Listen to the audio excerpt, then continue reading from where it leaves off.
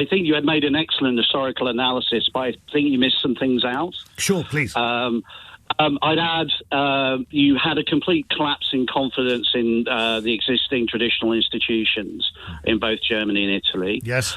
You also had a very active and vital far-left movement, communist movement, and that in turn caused many of those who were major property owners, business owners, to look at the fascist parties as an alternative which would protect them from potential loss of their economic power. And one final point, the difference in our current circumstances to Nazi Germany is what you yourself have often campaigned against, which is mass migration. Yes. In a society where there are 9.1 million NEETs in this country, and people not in education, training, and employment. Yeah, exactly. And it's how you can justify the level of migration under Tony Blair. It wouldn't be possible to do that under Boris Johnson, which was orders of magnitude larger. That makes it even more of a problem and an issue. Absolutely. So, to be frank, if you and I sat down with a pen and paper over a couple of beers and said, right, what else would we need to do to this country to make it perfect breeding ground for fascism, I think we would really struggle to find something. I think you're absolutely right.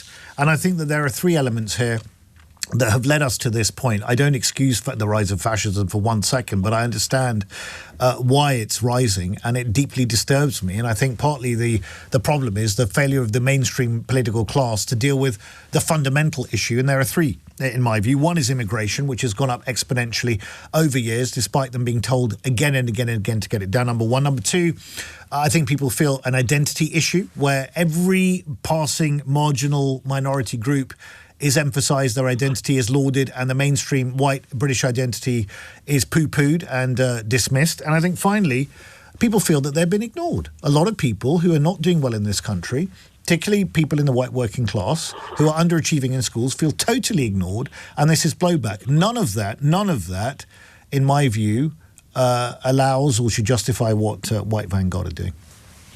It doesn't. But I think, as I say, you are creating the circumstances for this. Good point. I would go further. I would go further. Under the Blair Project, we legislated to give superior legal rights to minority groups. And the motivation for that, personally, I question whether it's good or not. But you could say potentially that was. But that does, by law, make me a second-class citizen in my own country. How, Simon? Well, it means that I can be, if I was a young man and wanted to join the armed forces, say wanted to be an RAF pilot, and I had all the qualifications, I was physically capable, but because of my ethnicity, I would be blocked from doing that. I mean, it's really fitting that I come on after that guy, actually, because I hear him quite often, and he concerns me. That his opinions and his views concern me greatly. What concerns you about it, Alex? Well, I'll come to that in a second. So, first of all, I do want to say I'm very worried about the rise in fascism. I'm very worried about the rise in white nationalist fascism, which we are seeing all over the shop. It's being egged on by X. That's undoubtable at this point. Can you agree with me on that? Oh, I think X is a cesspit, frankly. No, but do you agree with me that white nationalist racism is being egged on by X? I don't know. I don't know enough about how the algorithms work and whatever, but I know what Elon Musk says about things, which I think is downright incendiary. But do you agree that he is pushing white supremacist and white nationalist? I don't know if he is or not. All I can base it on is what he said at the United Kingdom March, which I thought was incendiary. And I also think X is a complete cesspit for all sorts of views. And a lot of the abuse I get is mainly from people on the left. Last week was quite interesting and quite a refreshing change that I got it from all racists, largely on the white. Okay, so you know that there was a sitting MP who started an N tower towards another sitting MP recently. Do you know what an N tower is? No, please tell me. Right, so there's the N word, and the sitting MP starts the N word by just typing the letter N towards another conservative sitting MP who happens to be of colour. Okay, and he was just allowed to get away with that.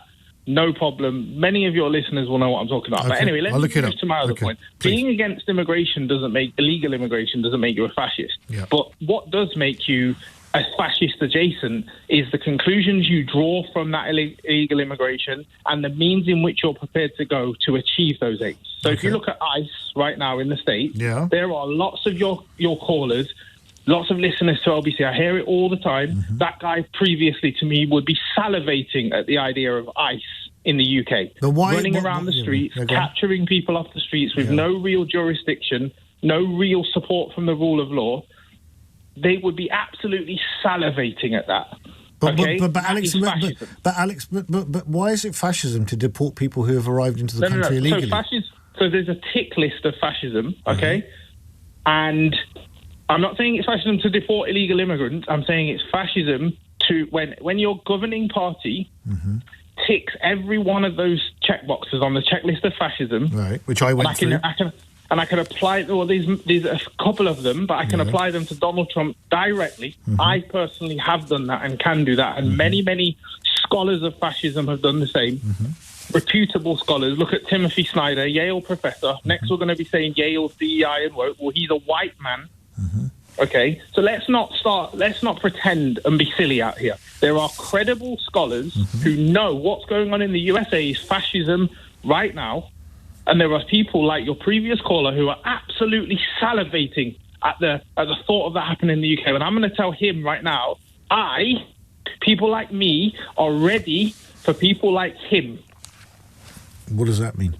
And I'm ready for a Nigel Farage government in this country, because if they start trying to implement those types of policies, there's going to be a massive backlash on the scale you will have not seen before in this country. I tell you something now, when you think about the riots in this country, which have really caused damage, and the riots in this country, you're going to see something you have never seen before. Well, I'm trying to avoid getting to that place, but Alex, I don't think, with the greatest respect, that it really helps to use the term fascist so liberally. I don't think there's anything fascist about the American government forcibly removing illegal people who have entered its country illegally. No, neither do I. No, Ali, please understand me. Neither do I. But running on the streets without jurisdiction, grabbing anyone and everyone who looks brown. Listen to your esteemed colleague, Simon Marks. ICE are doing that. Listen to your esteemed colleague, Simon Marks, who reports on this daily. Okay, and if you're pretending like you can't see and hear him and what he's saying, if you're pretending that, then shame on you. Okay, because I'll tell you something now, Ali. If ICE come on the streets and they see you, you're going to get wrapped up as well, because they don't give a stuff. I'm focusing about the UK. What about the UK? I'm talking about that. I'm telling you that people here want ICE in the UK. You've already heard two party leaders talk about it. Okay, you heard Kemi Badenoch talk about it. I want ICE in the UK. Oh, so you want people being wrapped up on just because of the skin colour? No, I want but people. That's what's happening in the US. No. I want people to be forcibly removed from this country who should not be here. Yeah, I agree, Ali. Listen, let's not play silly beggars here. Okay, I agree that people who are not here legally should not be here. But do I want masked, armed agents running up on them in the street? Alex. I understand that point, but Alex, you have to also accept that me saying that I do not want people coming here illegally on small boats, firstly, some people will jump down my throat saying it's not illegal, they can come under the UN conventions and all the rest of it, number one. Number two, they'll call me a fascist and a racist for just saying what I just said, which doesn't help, does it? Ali, please listen to me. Come on, it's true, right, Alex? Come on, let's be fair. Listen, I agree with you that there are some people who conduct their affairs in that way. Yes. Okay, but they are not the people that we should be basing our entire political ideologies upon. There's quite a lot of the left, frankly. I mean, it's quite a lot of the Guardian Easter reading class that would condemn me week in, week out about it. But now you're generalising. No, I'm not. I'm not generalising. Alex, I speak to people every week, right? And I look at all the comments I get, and you look at the comments, and they come out with this guff. And what I'm saying is, let's not take our eyes off the ball of the likes of White Vanguard and their ilk, who are genuinely dangerous people. Right. Who do you think? Who do you think White Vanguard would vote for at the next general election? No idea. Who do you think most aligns with their views? No idea. I know. You're not going to tell me you're not going to tell me Reform's fascist, are you? Because that is not going to help anyone here. Now you're putting words in my mouth. No, but come on, Alex. What are you getting at? Come on, tell me. No, I just want you to answer the question. If you had to guess, which party do you think they would vote for? I have no idea. They might not vote at all. Which party has talked about remigration? Which two parties? Alex, you know what? On this basis, if you're going to come out with this nonsense, right, my fear is we are going to head to civil war. Do you know that? Really? If you're going to come out with this nonsense, right? I mean, reform, right? I've known Nigel Farage for years. I disagree with him on many things. Is he a fascist? No, he's not. Is he a racist? No, he's not, in my view. Other people take a different view. Nor do I think Richard Tice is. Do I think people like White Vanguard are coming out with their white supremacist nonsense, right, and are downright dangerous? Yes. If you're putting them in the same bucket and saying that who would they vote for and find that's an acceptable line of argument, I tell you what, there's just no hope left for us. I'm extremely worried about the rise of fascism. I'm someone that's been obsessed with World War II history since I probably can remember, 9 years old at least. I always used to laugh at lefties who said, oh, it's just like 1930s Germany. But in the last couple of years, especially since Sir Robert Braverman started describing people as animals and invasions, blah, blah, blah, you can't escape the fact that actually this is fascism. I think you've got Farage, who I can see you've got misconceptions about him. You think I've got misconceptions about him? He knows his stuff. No, but sorry, Steve, just explain. Go on, explain, please. Okay. Nigel's a clever guy, okay? Mm-hmm. He knows you can't do like 1930s Germany. You can't have black shirts going up the streets, Zeke hiding and that. British people don't take to that. We're not interested in that kind of thing. It won't take off. What it does do, it creates a cult of personality, which is around this very amiable character that he is. Well, maybe he's just a better communicator. Subtle and clever. Maybe he's just a better communicator. It's not a damp squib like Keir Starmer, who's got zero personality. I used to like him. I used to support him, Ali. Right. After the Brexit, I thought, do you know what? He does talk sense. And that's the beauty of people like Nigel. He often talks things which to ordinary laymen make a lot of sense. Yeah, but he's not a fascist, It all seems common sense. He's not a fascist, is he? Put it this way. I think it's fair to say I don't think there's anyone really knowledgeable that would say that Donald Trump isn't fascist now. His top generals who worked with him in his previous administration I don't think Donald Trump's fascist. Well, I don't like some of the stuff he does, but I don't think he's fascist. I think he may be an egomaniac. He may be a narcissist. Christian nationalist. Sorry? Which bits, Ali? Yeah, Ali, I've tried to listen to you, but most of the time I had to switch off. I think you are trolling. I really, really think you are trolling. If you are not, please stop it and stand in the middle somewhere and look left and right before you make certain remarks. Trolling. And also, even when Alex came on, you didn't even allow Alex to make his very valid point. He made very valid points and he was allowed to. Kojak, as you are doing now, you never allow people who challenges you to speak. Kojak, I know you are quite eloquent. Kojak, hold on, wait, hold on. Kojak, wait. No, Kojak, no, hold on. Have some respect, Kojak. You can come back. Don't come on here and talk nonsense. If you want to come and have a respectful conversation, we'll do that. I never close anyone down unless they're talking absolute guff. Continue. You will see what's coming. If you guys think you're going to go around and bully people anyhow, using incendiary remarks and covering them with words, with nice words, you think people are stupid. You will see what's coming. Meaning what? Meaning what? What do you think? Are you not educated enough to know what I'm talking about? No, I'm not. No one is going to stand for a bully. That's what I'm saying. No one stands for a bully. So you sound very, sorry, Kojak, you sound very angry, but you're not making any sensible points. Yeah, because I'm angry with your stance on things. Like on what? The way you present fascism as patriotism. That's what I'm angry about. Are you sorry, I don't know what you've had for breakfast, my friend, but I've had a very good breakfast. Okay, so I turned the radio on to listen to your tripe. Okay, so Kojak, if you're going to come and say that, now explain in detail what the tripe is and explain it. What tripe is? Tripe is nonsense. That's what I've just explained to you. No, you haven't explained anything. You just had a rant. Now, I had porridge for breakfast. I don't know what you had. You're not going to railroad me into your little games that you play with other girls. Is this a conversation or a shouting match? I come on to tell you that your extreme right-wing rhetoric, you need to tone it down. Sorry, what extreme right-wing rhetoric? You need to tone it down. You see, you are the equivalent of that FBI guy for Trump. You are the equivalent of him. And you see how things are going, and you will see what will happen. Sorry, yeah? Kojak. Do you think that all brown people should have the same view? No, I don't think so. I'm not saying that at all. What are you saying? There are certain people who are techies voting for Christmas. That's what I'm saying. No. And you have a brain between your ears and you know what I'm talking about. No, I don't. Of course, I'm not saying all brown people. No, I don't. When I'm talking about patriotism, we all take the flag and go to football games and things and cheer for England. Of course, we all do that. But there are certain people who also uses that for extreme views. Can you calm down for a second, Kojak, and speak slowly, because it's very difficult to keep up. So explain your point about why you think I'm a complete whatever you said. Go on, I want to hear what you said and explain it clearly. Because it's not the first time I've listened to you, for example. But you haven't explained. Okay, listen. You asked me a question, let me answer Hurry up. The guy that was on before Alex was talking a lot of nonsense, and you never challenged him once. He was talking about, supporting ICE.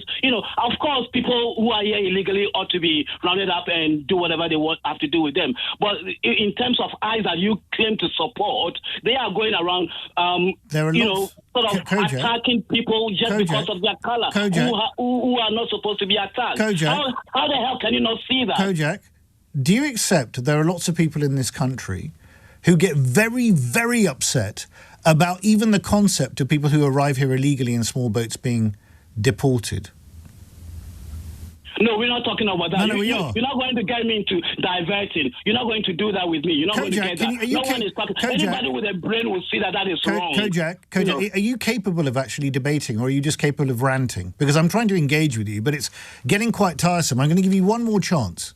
So if you're talking about ICE, I'm talking to you about the fact that people in this country condemn people like me who say that people who arrive in this country illegally on small boats should not be here. Now, if you're going to charge me that I'm some sort of sellout, and you're telling me that not all brown people necessarily need to think the same thing, and you come in and make incendiary remarks, you need to jolly well back them up.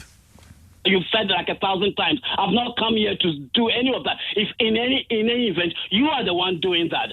You are the one doing that. So doing what? I'm still waiting, Kojak, for you to explain. Oh, I have told you. Anyone listening can see the games you're playing. You Kojak, need to tone down. If you are trolling, stop it. Kojak, you've said that multiple times. This has been the most unsatisfactory call that I've had, I think, in my entire time on LBC. You've made no specific allegations at all towards me, which I can actually refute, because you've got absolutely nothing to say other than spout and vent fury and anger, which is going to get us absolutely nowhere. If I'm talking about the fact that I'm worried about my country heading to civil war, frankly, you give me no hope that it's not. Kojak, thank you very much indeed for your call. I mean, that was just a rant. I mean, I'm more than happy to engage with people on a sensible basis, but if you're going to come on and make charges against me, at least have the decency to outline them in some sort of cogent fashion, please. The answer to the question is, are we worried about the rise of fascism in the UK? The answer is I'm not that worried about it, Good. to be honest with you, because Tell me why. Because if everyone's talking about fascism, they're going to be looking in the wrong direction. Everybody and their grandmother called up and talked about Trump and ICE. But in reality, UK is a European country.